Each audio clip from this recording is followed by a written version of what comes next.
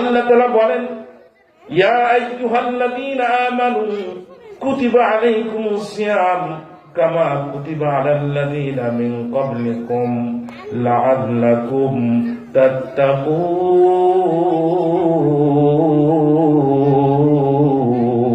আল্লাহু আকবার। এই কালামে জিন্দা কোরআনে হাকিম হিকমতে উলায়া জালাসত কদিম জামিউল ইলম ফিল কোরআনে হাকিম তাকাসারাত আনহু আফহামুর রিজালি। কুতিবা আলাইকুমুস সিয়াম, তোমাদের উপরে রোজাকে ফরজ করা হয়েছে, কামা কুতিবা আলাল্লাযীনা মিন ক্বাবলিকুম, যেই আল্লাহ তাআলা বললেন যে তোমাদের উপরে রোজাকে ফরজ করা হয়েছে। রোজা তো হলো সুবে সাদেক থেকে নিয়ে সন্ধ্যা পর্যন্ত না খেয়ে থাকতে হবে, খানা স্ত্রী সহবাস থেকে বিরত থাকার নাম হলো রোজা, সকাল থেকে সন্ধ্যা পর্যন্ত। তো আমরা স্বাভাবিকভাবে দুশ্চিন্তাগ্রস্ত হতে পারি, হায় হায় প্রতিদিন তো 3 বেলা করে খাই, পেট পুরে পুরে খাই, ঠিক কিনা ভাই না? তো সারাটা দিন কিভাবে থাকবো, কিভাবে না খেয়ে আল্লাহর জন্য রোজা আদায় করব? আমি আর আপনি যেন আতঙ্কিত না হই। আল্লাহ পাক রব্বুল আলামিন এটাকে স্বাভাবিক করার জন্য বলতেছেন, কামা কুতিবা আলাল্লাযীনা মিন ক্বাবলিকুম, আমি আল্লাহ তাআলা এই রোজার বিধানকে শুধু তোমাদের উপরেই ফরজ করি নাই রে গোলাম, এই রোজাকে আমি শুধু তোমাদের জন্যই ফরজ করি নাই, বরঞ্চ তোমাদের পূর্ববর্তী ওয়ালাদের উপরেও আমি এই রোজাকে ফরজ করেছিলাম।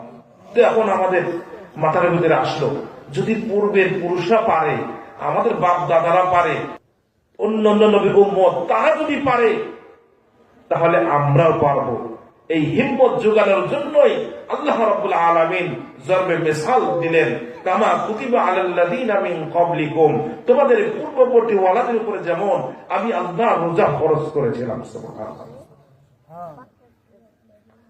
এরপরে আল্লাহ পাক রব্বুল আলামিন বলেন, ফামান কানা মিনকুম মারিদান আও আলা সাফারিন, আরো হালকা করে দিয়ে বলতেছেন, গোলাম ভয় পাওয়ার কোন সুযোগ নাই, তোমাদের মধ্যে যদি কেউ এই রোজার মাসে অসুস্থ থাকে, ফামান কানা মিনকুম মারিদান আও আলা সাফারিন, অথবা তো সফরে আছো, আস-সাফরু কিতআতুম মিনান নার, সফরে স্বাভাবিকভাবে মানুষের কষ্ট হয়, ওই দিকটা বিবেচনা করে আল্লাহ পাক রব্বুল আলামিন বললেন, ফামান কানা মিনকুম মারিদান আও আলা সাফারিন ফাইদ্দাতুম মিন আইয়ামিন উখার, তাহলে সে অন্য দিনে সেই বিধান, রোজার বিধানগুলো, রোজার সংখ্যাগুলো পুরা করবে। সুবহানাল্লাহ।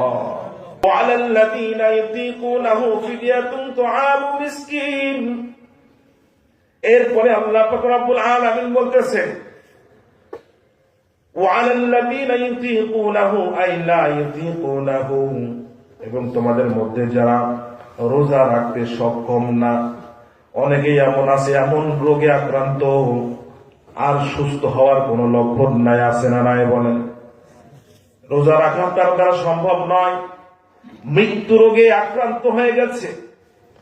আবার এমন অনেক বয়োবৃদ্ধ আছে যে রোজা রাখতে সম্ভব না, সক্ষম না, যার দ্বারা রোজা রাখা সম্ভব না, রোজা রাখতেও সে সক্ষম না। এমন বয়োবৃদ্ধ ব্যক্তি না খেয়ে থাকলে মারা যাওয়ার আশঙ্কা বাঁচবে না। ওই ব্যক্তিদের ব্যাপারেও আল্লাহ পাক রব্বুল আলামিন বললেন, গোলাম ভয় পাওয়ার সুযোগ নাই, ফাফিদিয়াতুন তুআমু মিসকিন, মিসকিনকে ফিদিয়া স্বরূপ খানা দিয়া দাও, আমি আল্লাহ তোমাকে মাফ করে দিব। সুবহানাল্লাহ। ইয়া ইলাহি তু মেরা মাশুক হ্যায়, ইয়া ইলাহি তু মেরা মাবুদ হ্যায়। কেমন আল্লাহ পাইলাম, কেমন রব পাইলাম, বান্দার সামান্য যেন কষ্ট না হয়। বান্দার উপরে আরোপিত বিধানগুলো প্রয়োগ করার সময় আল্লাহ পাক রব্বুল আলামিন সেগুলোর খেয়াল করেছেন।